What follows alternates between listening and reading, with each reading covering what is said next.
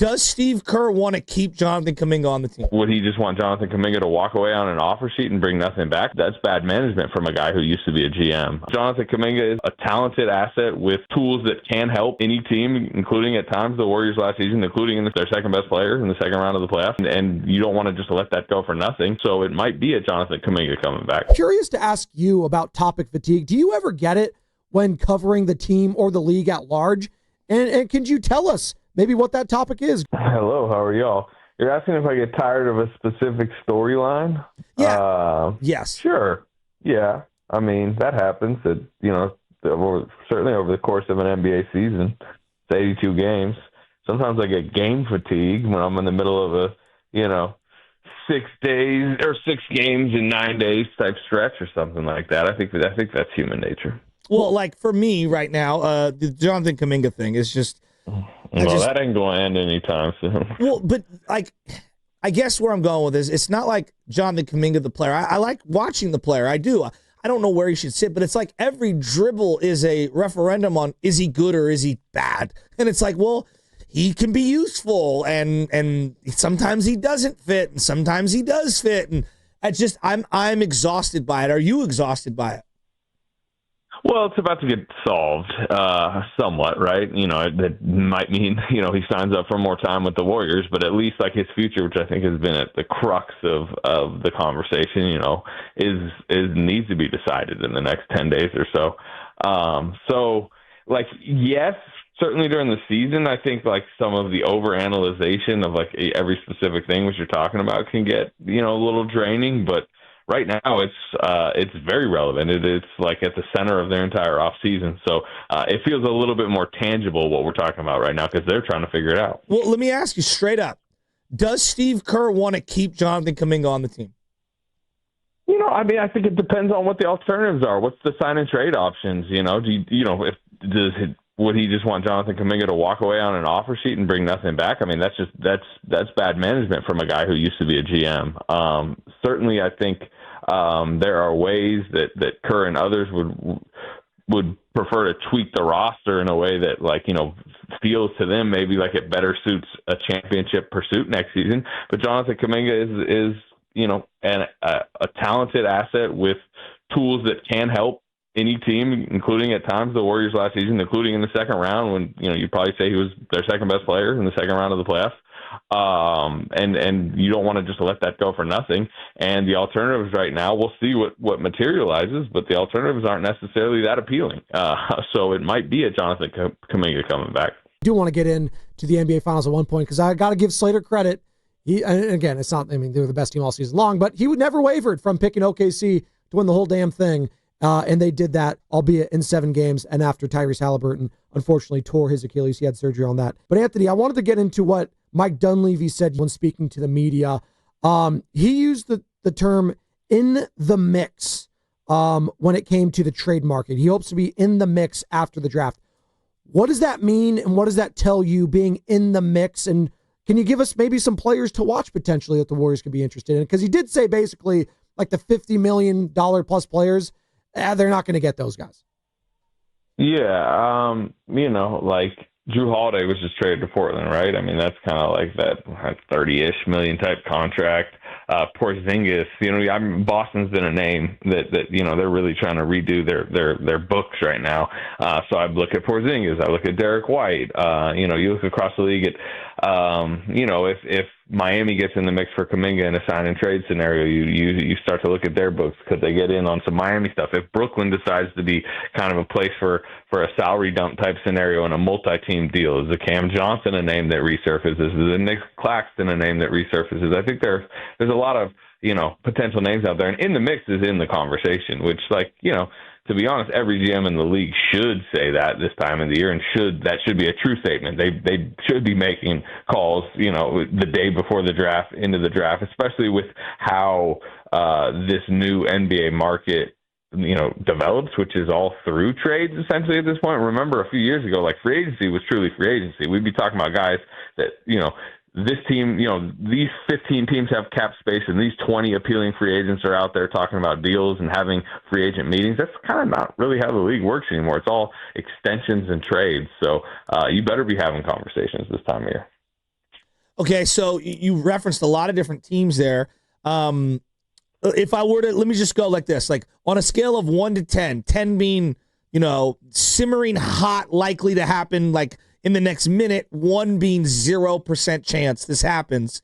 A return with Andrew Wiggins. I don't think it's that likely. Okay. To be honest, I think it's likely Kuminga comes back. Still, I would put that on the 50% or higher. Okay. Because you guys, like I wrote about it a few weeks ago. You guys understand the base year compensation rule? Explain it for those that enlighten us, please. We know, but enlighten. Yeah, let's say Kuminga signs for $30 million. Like, it's $30 million going out, but it's only $15 million coming back to the Warriors as far as like trade salary matching purposes, which like just limits the amount of players and the amount of talent you can even bring back in. And that's even if you find a team out there ready to give Kuminga $30 million in the first year of at least a 3-year deal, because you have to sign at least a 3-year deal in a sign and trade. So it's just like the market is very limited and restricted. And you can't couple other contracts with JK on the way out, can you? You can, but then you're starting to talk about capping yourself at the first apron, and like you could, like let's say it's a $30 million, and you bring back 16 because you can go over, you slightly over 100%. That first apron caps you, and that then limits a lot of what else the Warriors can do. So I guess to the point, like it's just like it's tough for me to see a sign and trade at this current moment materialize that is appealing enough for Mike Dunleavy and Joe Lacob to pull the trigger. We'll see. They got to be creative and they can go look in. And I think the fact that Kevin Durant didn't go to Miami is helpful in the Kuminga market. I think the fact that Brooklyn still hasn't used a bunch of its cap space should scare the Warriors a little bit, because that's one team that could offer sheet him and really kind of like, take them into a tricky, scenario. But still, it's just considering the market dynamics, there is a very obvious argument that bringing Kuminga back and revisiting this come December, January, maybe trading him when you can trade him at his full salary could make more sense. Okay, so when I see the rumors that GP2 might be coming back or Kevon Looney might be coming back, where does that leave Moses Moody and where does that leave TJD? Moses Moody is on a very reasonable, extension, 3 for $39, which he signed last year. He certainly could be salary matching this summer. When we mentioned about ways to be creative in the sign and trade, you could add whatever Kuminga signs, and you half that, as I mentioned, but you could put Moody's $13 million on top of that, and you could kind of stack it. Again, there's the first apron stuff, all this minutia that we don't need to get too deep into. But Moses Moody's viewed as a rotation guy. I think they're fine bringing him back, regardless of if Gary's back or not. And then Trayce Jackson-Davis is on a super cheap third year of a super cheap 4th-year deal, so I expect him and Quentin Post back. Maybe with Looney, it's sounding more and more. I'm sure you guys are like, man, it sounds like they're running the roster back. I think that's possible, and I think what people forget is they exited the second round last year believing that if Steph Curry was healthy, they might have beaten the Wolves. So I don't think they're that, scared to mostly bring the core back while trying to add around the kind of rotation. Do you believe that? Do you believe they would have beat Minnesota with a healthy Steph Curry? Maybe.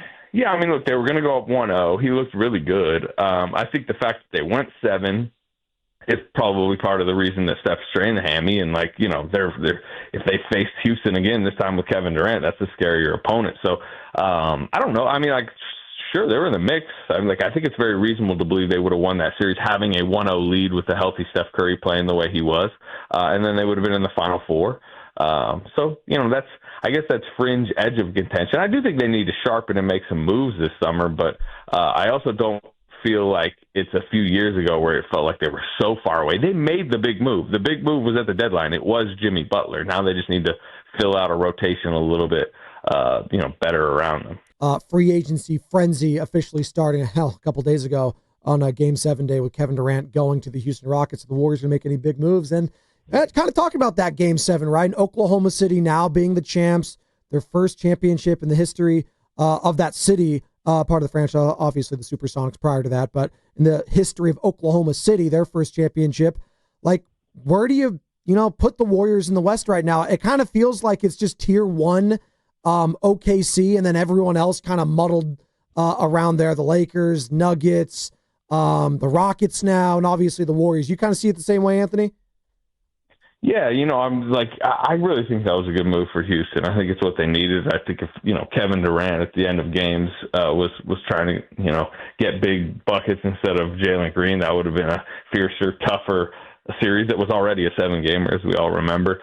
So I would put them right in like Houston and Denver to me in that like kind of second tier mix. And I think the Warriors are, fringe of that, maybe slightly below, but they're right in it. I mean, really, ever since they've gotten Butler, we've seen they're super competitive as a regular season product. Now the question next year is an 82-game season with the age of their core.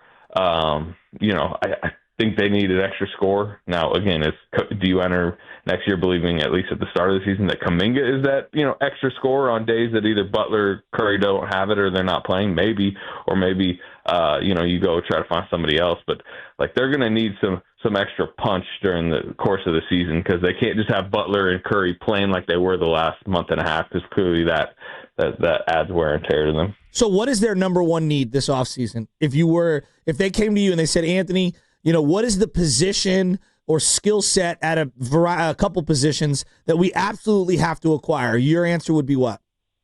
Yeah, look, they talked about positional size. I do think, just like being able to throw bigger lineups out there would matter. And then I just think,